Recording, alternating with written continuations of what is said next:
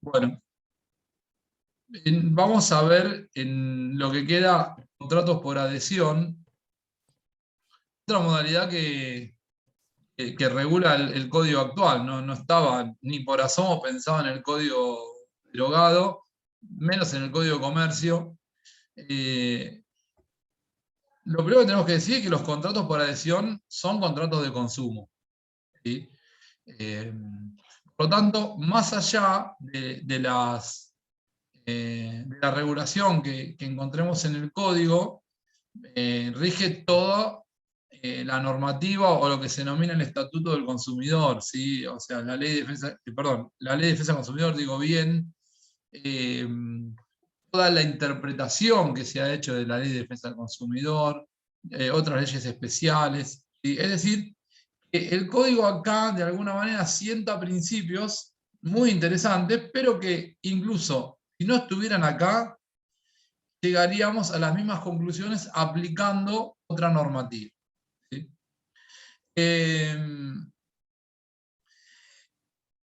Ahora, no es lo mismo contrato por adhesión que contrato de consumo.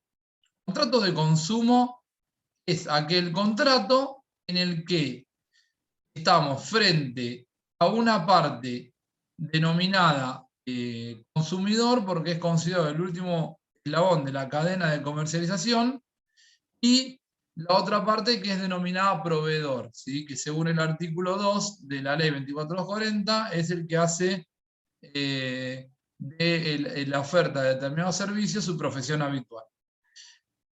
Pero el contrato de consumo podría contener acuerdos establecidos libremente entre las partes. El contrato por adhesión, en cambio, implica la adhesión irrestricta de una de las partes a las cláusulas generales establecidas de manera unilateral por la otra, ¿sí? Donde no ha participado en su concreción la decisión del adherente, ¿sí? Que solo se puede limitar a aceptar lo que está establecido en ese contrato.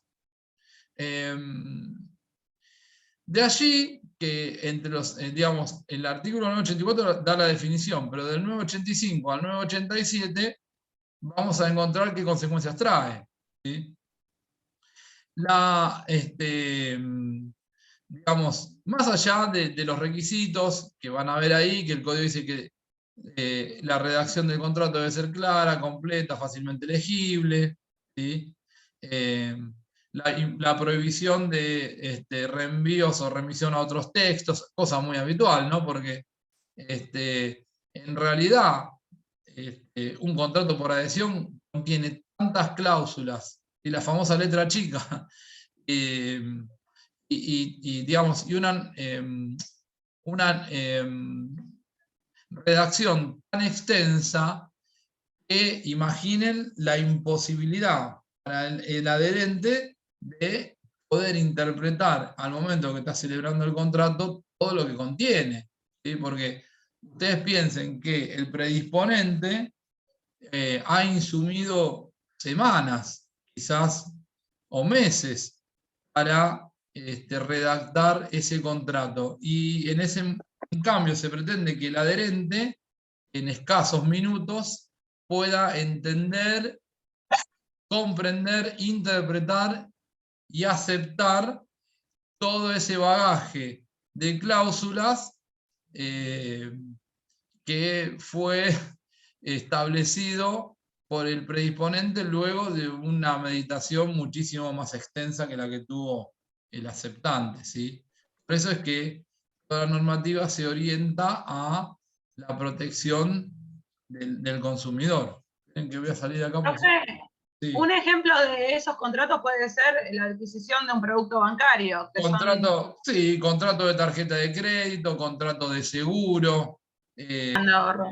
muchísimos. Son todos contratos por adhesión, ¿sí? Ajá. Ustedes ahí están viendo, justo acaba de salir la pantalla. Ahora lo van a ver. Contratos por adhesión, dice. No, ahí estoy. Ahora sí. Cláusulas particulares. Estas son las consecuencias que se derivan de la celebración de un contrato por adhesión. Vamos a decir esto, están prohibidos los contratos por adhesión, ¿sí?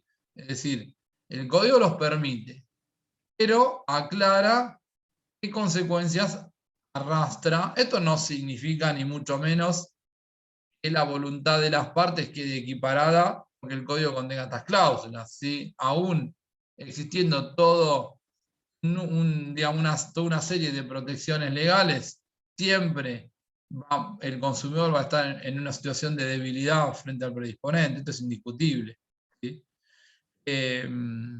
Ahora, ¿qué regla sienta el código? Bueno,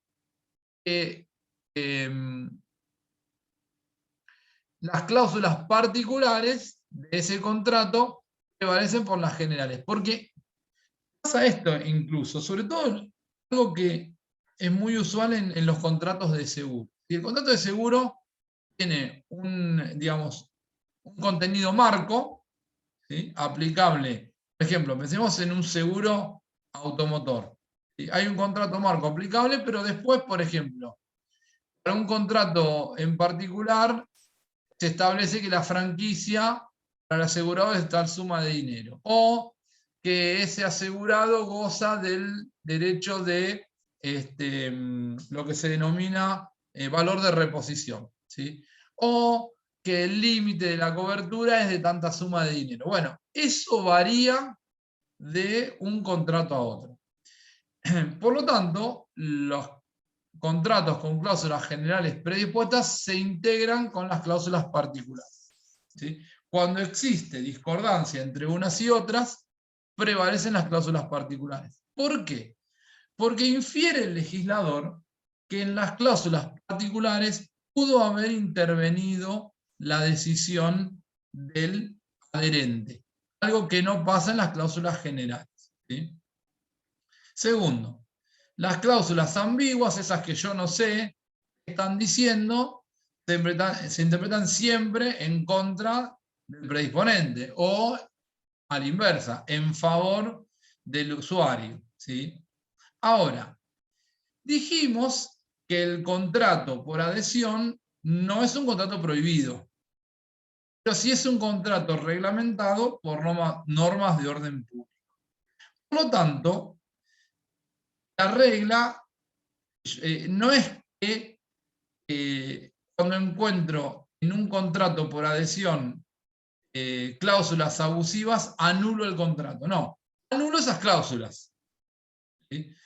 Toda cláusula que sea o que afecte, ¿sí?, derechos establecidos en el Código Civil y Comercial o en las leyes de defensa del consumidor, se tienen por no escritas, ¿sí? O